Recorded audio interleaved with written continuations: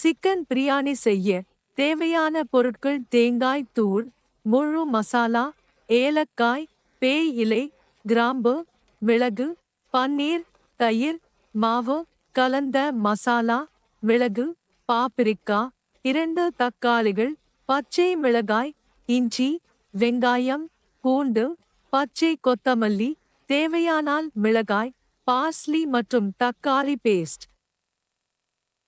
சிக்கனை 12 துண்டுகள் ஆகஸ்ட் வெட்டி தோலை கிழிக்கவும். கத்தியின் கூர்மையை உறுதி செய்ய இது இறைச்சி வெட்டுவதற்கான சிறப்பு கத்தியாக இருக்க வேண்டும். சாலட் காய்கறிகளை வெட்ட சிறப்பு கத்திகள் மற்றும் 2 பலகைகள் உள்ளன. காய்கறிகள் மற்றும் இறைச்சி வெட்டுவதற்கானது. சுத்தம் செய்யும் போது இறைச்சி வெட்டும் பலகைக்கான பிரஷ் மறக்கக்கூடாது. மற்றொரு பிரஷ் காய்கறி வெட்டும் பலகையை சுத்தம் செய்யும் சிறப்பாக இருக்க வேண்டும். சிக்கனை நன்கு கழுவி எண்ணெய் மற்றும் மாவு சேர்க்கவும். நிறுத்தினால் தக்காளிகளை நறுக்கவும். ஒரு குக்கரில் எண்ணெய் ஊற்றி வெங்காயம் மற்றும் 3 மிளகாய் பூண்டு சேர்த்து கிளறவும். பச்சை மிளகாயை சேர்க்கவும். இஞ்சி பியூரே சேர்த்து நன்கு கிளறவும். சிக்கன் துண்டுகளை கிளறுங்கள். அரை கன்னத்தில் தக்காளி பேஸ்ட் சேர்க்கவும். அரைத்த கலந்த மசாலா, உப்பு, மிளகு, பாப்பிரிக்கா சேர்க்கவும் மற்றும் கிளறவும். தக்காளி பியூரே சேர்த்து கிளறு. கடாயில் கண்ணாடி தயிர், அரை கப் தேங்காய் தூள் சேர்த்து கோழிக்கு வைக்கவும். பிறகு 2 கப் கொதிக்கும் நீர் சேர்த்து நன்கு கிளறவும். குறைந்த வெப்பத்தில் மூடியை மூடி 30 நிமிடம் வைக்கவும்.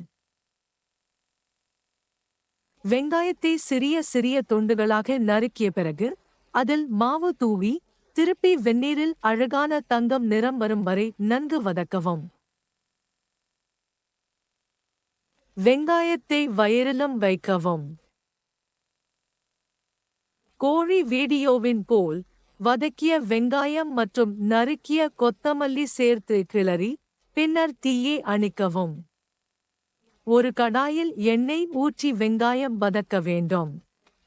பிறகு ஏலக்காய், இலவங்கப்பட்டை, கிராம்பு, மிளகு மற்றும் காய்கறி இலைகள் சேர்க்கவும்.